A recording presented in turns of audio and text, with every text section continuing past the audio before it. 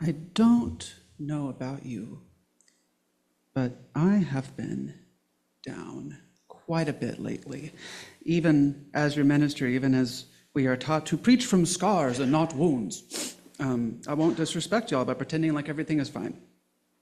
I don't reckon I'll be driving through Iowa anytime soon, at least not alone. If you don't know, their governor just signed a piece of legislation stripping trans people of civil rights. It is, yeah, it's heinous.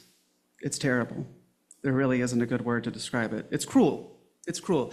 It would be pointless if not for the cruelty. As they say, the cruelty is the point. It's the kind of thing amidst an impossible heap of other things that might lead one to want to escape. The call to flee is not in itself a bad thing. Any trans folks with their families fleeing Iowa would be highly justified. In Texas, they're just trying to, it's not likely to get a vote this year, but they do want to expand things so that gender-affirming care is just banned writ large.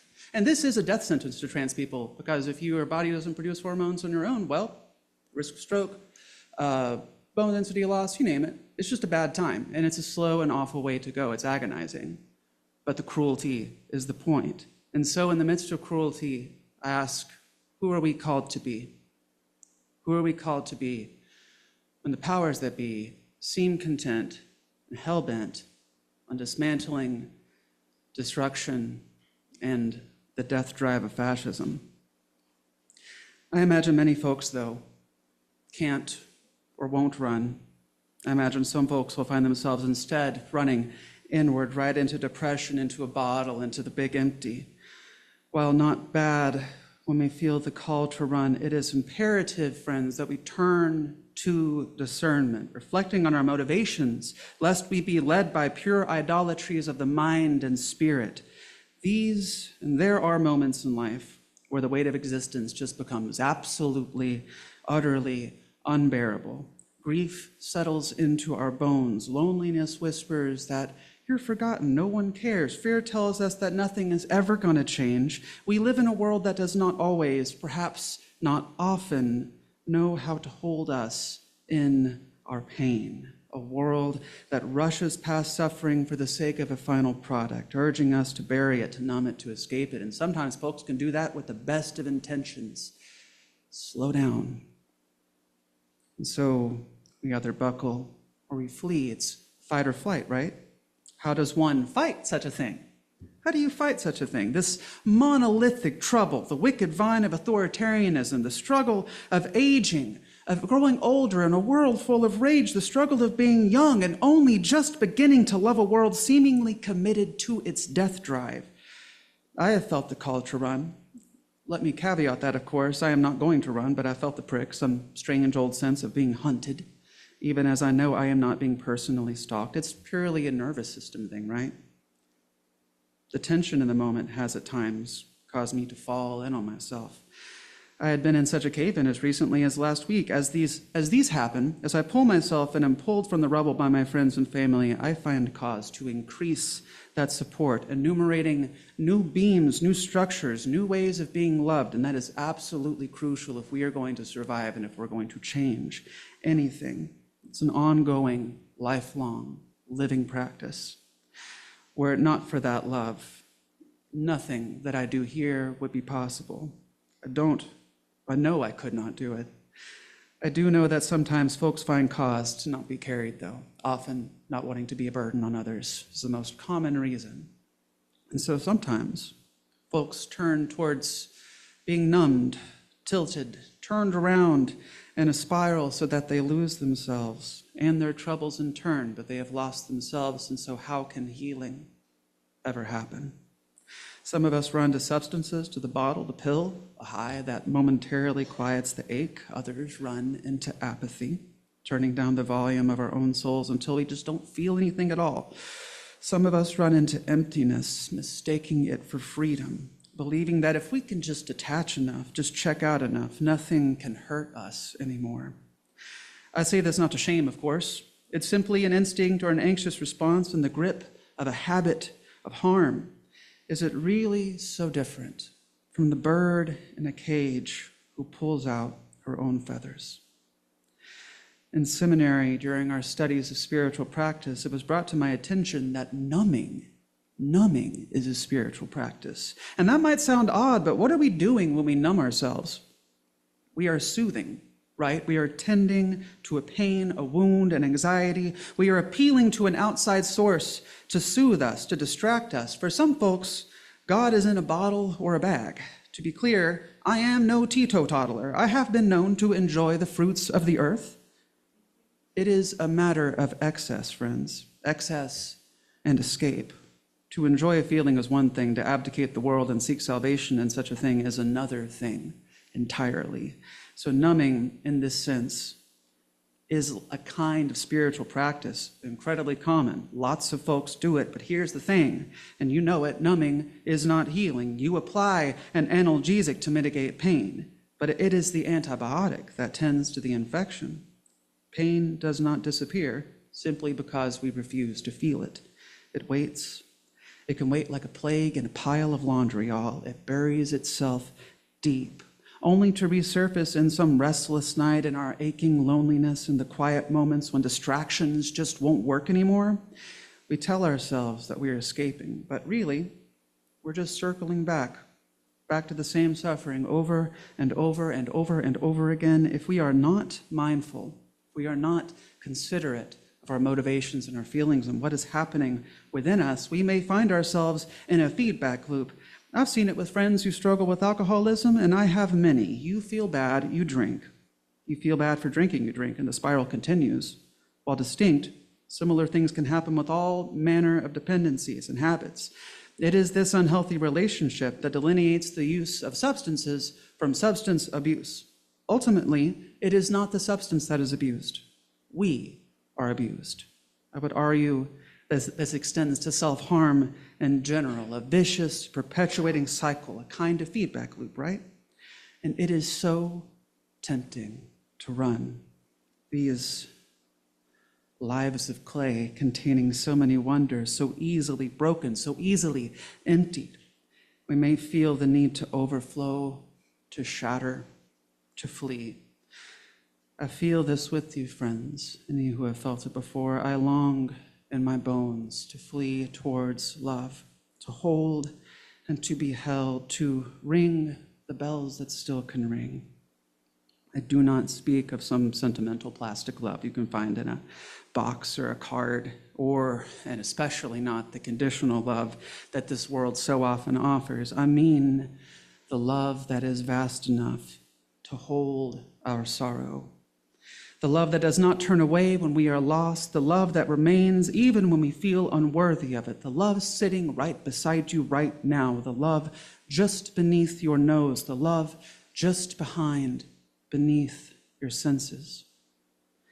In many traditions, spiritual traditions with amorous theologies, which is a word that may be real, theologies concerned with love. I just love $10 words, y'all, sorry. Love is not just something that we feel. It is something that we trust. It is not a thing the seeker merely claims. It is something the seeker is claimed by. The Hebrew scriptures speak of hesed, a steadfast love that endures even when we falter. And of course, the Christian tradition that I grew up in tells of the prodigal son, which is a metaphor my father just loves. About a child who leaves home and then returns home, squandering his life in pursuit of escape, only to find that love has been waiting for him all along. The Sufi poet Rumi, whose words we sing every Sunday morning, says, what does he say? Come, come, whoever you are, wanderer, worshiper, lover of leaving, it does not matter. Ours is not a caravan of despair, even if you've broken your vows 1,000 times. Come, yet again come. And these luminaries know what most mystics know, that there is a capacity of trust required in order to seek unity, in order to reach that form of enlightenment. But I tell you what, y'all, it's not exclusive to people, mountaintop meditators eating a bean once a year. It is for all of us. It is for all of us, a way to seek unity and connection with the greater spirit of humanity, which is yours, which is a thing you don't have to earn. You are human, and so you belong. Ultimately, though, it is a matter of trust, right? Trusting in what? That we're not beyond repair, that we're not alone in our suffering, that even in our most dire hour, something is still reaching for us. Trust is, of course, not easy, especially when we have been hurt, when people have let us down, when folks have failed, when love has failed in human hands, in human shapes, when we have spent years protecting ourselves from being harmed. It can feel impossible to pry our hearts open yet again. And so, what do? All at once? How do you eat an elephant? Don't eat an elephant, but if you were, an elephant made of tofu, whatever. One bite at a time. We begin small. We trust in what? In the physical groundedness of our bodies and the world, just a breath. Is it going to be there? Yeah. And the hand that might reach out in kindness. Don't swat people away or pretend that you're a burden. You are not. You're precious. And you deserve to be loved, no matter how old you are, no matter what gender you are, no matter what you're going through. It does not matter. You are worthy.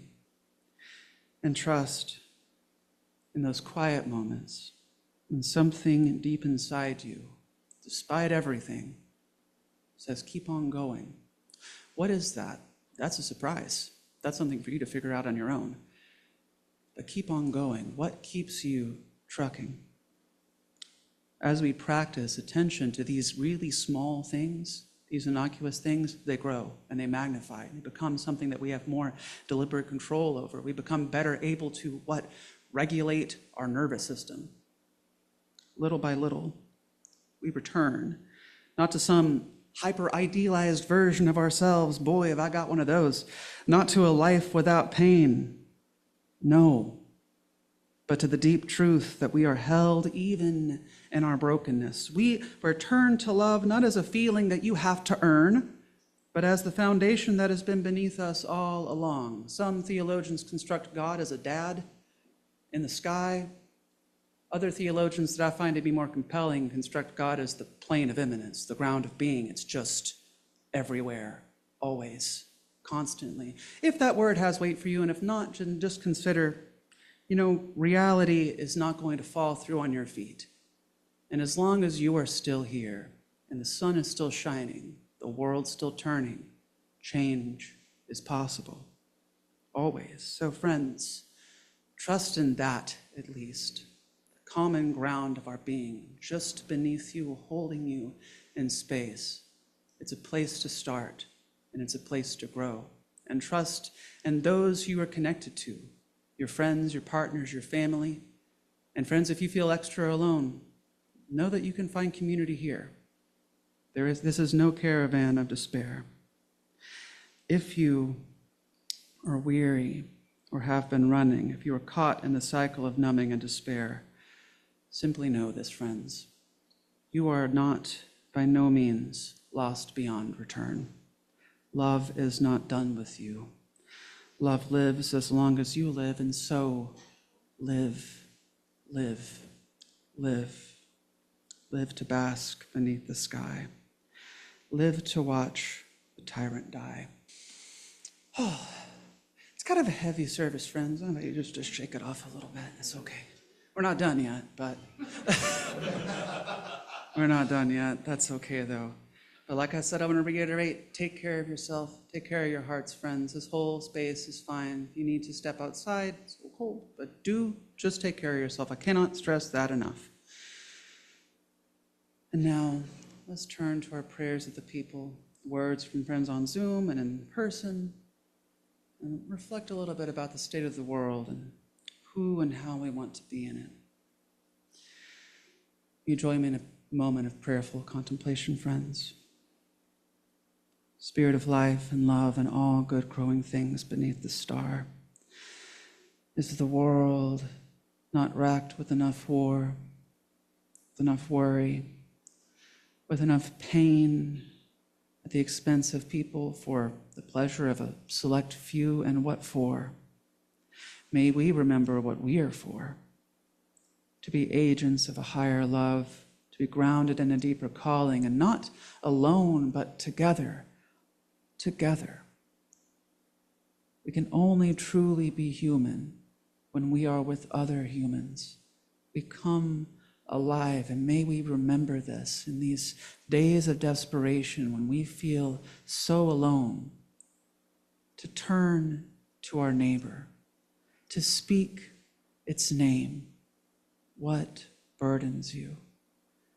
As that great luminary of love, that child of yours, the late Reverend Fred Rogers, said, is it not true that everything human is mentionable and everything mentionable is manageable?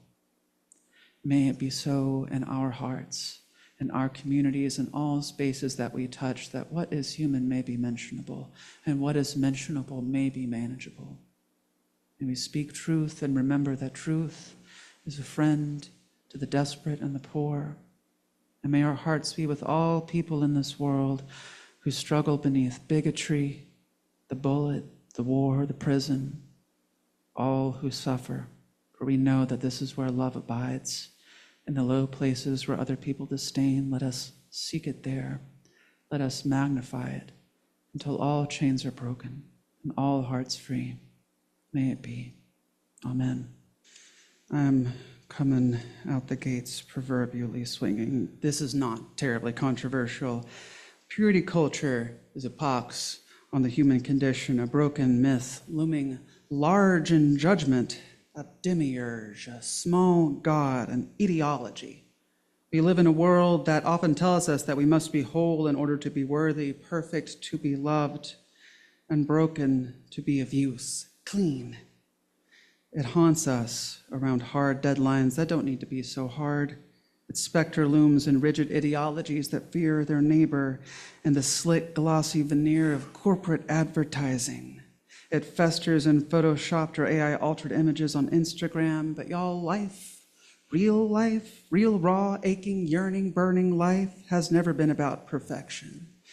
Neither life nor love are interested in purity. Purity is death and the anathema to the heart of life, which is, of course, transformation, change, becomings. Perhaps you are familiar with, that ancient Japanese art called Kintsugi. Kintsugi means golden joinery. I had half a mind to break our vase and try to, but that seemed like a bad idea. That seemed like an ADHD thought if I've ever had one. But Kintsugi, though, for people who could actually do it, is increasingly popular in our edge of the world, both as a practice of material repair and as a metaphor for healing.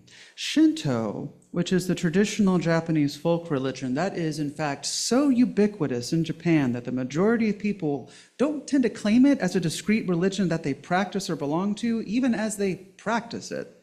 In some ways, more secularized ways, the veneration of a very large number of spirits, indwelling in all things, known as kami. In this way, if you've ever seen a Miyazaki film, there's a lot of Shinto elements in Miyazaki's animations. In this way, Shinto is somewhat animistic, the idea that the material world and its distinct items and creatures are suffused with a kind of agency. This is taken more or less literally depending on where you are and who you're speaking to, of course. Folks are different, but even in secular Japan, it leads to a cultural norm where you just don't throw things away when they break. For a thing has a spirit of its own, it has a legacy. So when a cherished piece of pottery is broken, the artisan doesn't just discard it. Instead, they gather the fragments with care and using a lacquer mixed with gold, powdered gold, they tend to those cracks. The breakage is, of course, not erased. It is illuminated. The fractures become the locus of beauty rather than a flaw, a testament to resilience, a golden web of restoration that tells a deeper, richer story than an unbroken, clean, perfect pot ever could. Concerning the brokenness that we carry, what if we approached our own wounds this way? Many of us, arguably all of us, carry fractures within, cracks formed by pain, loss, addiction, depression, trauma. Some of us have been broken by grief so deep it feels absolutely bottomless, or by way of loneliness that echoes within us like an empty hall. Some of us have felt shattered in the grip of addiction, by the pull of habituation, which, in our innocence, thought would numb the pain, but instead bound us more tightly to it. Others have known the quiet despair of feeling empty inside, as if something essential had been hollowed out. Once, when I was a child, I was taught a metaphor for God, a bad one, I might add. The pastor held a large plastic jug full of ping pong balls. I tried to find a plastic jug to show you, but it's a bad metaphor anyways. It's a large plastic jug full of ping pong balls, and then all these balls are little things in your life. Your baseball practice, video games, your friends, your family, and then pulled out a big old softball and said, this is God. See how it doesn't fit? See how it doesn't fit? So you got to excavate yourself in order to make room, in order to be worthy of all this stuff. This is dog rotten theology, y'all. It's bad. If any item would be worthy of a symbol for God here, it would just be pouring water into that bucket until it fills all the spaces in between and all those balls float, because there is enough room for love in your life. And that love that fills the gaps between, not unlike the gold of Kintsugi, taking on a greater meaning beyond its own elemental nobility. There is enough room, friend, because you are enough. Alas, and of course, oh yeah, everything is in tatters, right? These days, it's easy to believe that brokenness is a failing, that we are too damaged to be put back together as individuals, as communities, as half of a whole of a country so damn determined to cut off its nose to spite its face. Yet again, and importantly, wholeness was never about being unbroken. It was always about the work of repair. It's always about transformation, filling the cracks, letting the light in. The mystics know this, as we said before. Another line from Rumi: the wound is the place where the light enters you. Gospel of John: the light shines in the darkness, and the darkness did not overcome it. It's the first moment of creation in the book of John. And of course, our friends in the Jewish tradition speak of tikkun olam, the repair of the world, a task in which all are called to participate. And even in that old Bhagavad Gita, Krishna tells Arjuna that in every battle, even the battle within, our true strength is not in never breaking, but in learning how to rise again. How might we rise as such, not as the one who would fix all things, but as one hand in a rallied pile, ready to hold and to be held. In our modern world, we are often taught to hide pain, right? To smooth over the suffering, to present a seamless surface to the world. How many male socialized folks in here have been told not to cry? Don't be a sissy, right? How many female socialite folks have been told to be quiet? Don't complain. Have some dignity. Yeah. Those of us in between are so silenced by a culture unwilling to deal with the simple fact of our existence that an Orwellian campaign to erase language is in full swing. So much harm. I don't want to underplay the gravity of our times, friends, or the pain and grief that you feel, but I do want you to know this, you who would bear golden seams, Kintsugi Souls. Your wounds, your struggles, your sorrows, these are not things to be hidden in shame. They're simply a part of your story. They are the very places where grace can take hold in a life, where wisdom is forged, where love seeps in through the cracks, where connections are made. You are not weak just because your heart feels so heavy. I have never known a heavy heart that wasn't a phone booth with a red cape inside. To live is to break. To break is to have the opportunity to be remade. Could this universe be if nothing ever broke? Our moon comes from another planet that smashed into our Earth an eon ago, eons upon eons ago, and now got stuck in our orbit. It's not going nowhere anytime soon. That's massively destructive. Probably nothing here at the time, still cataclysmic. Everything is contingent upon brokenness. It is ubiquitous. It is not uniform, but it is everywhere. Here and there, in dying stars and in breaking hearts. This much is true, and this is how the light gets in. Healing, friends, is not about erasing your past. It's the lifelong practice of honoring it, letting it be known, letting it shine, recognizing that brokenness does not obliterate beauty. Often with perspective, community, and a bit of ingenuity and honest effort, it makes way for whole new depths of beauty, whole new fathoms of faith, a new living hope. There is no shame in being a work in progress, in being in the process of mending, if we're honest. All of us are. I am right here with you. Do not let shame sink you low, friends. Do not let worry crush your spirit, for that is exactly what the draconian powers want. Know that you are amongst friends. To care is righteous, but please trust that you are equally worthy of care and that you are not a burden for needing help. Let us trust that the light will enter through the cracks, that love will meet us in our brokenness. Faith at least in this, friends.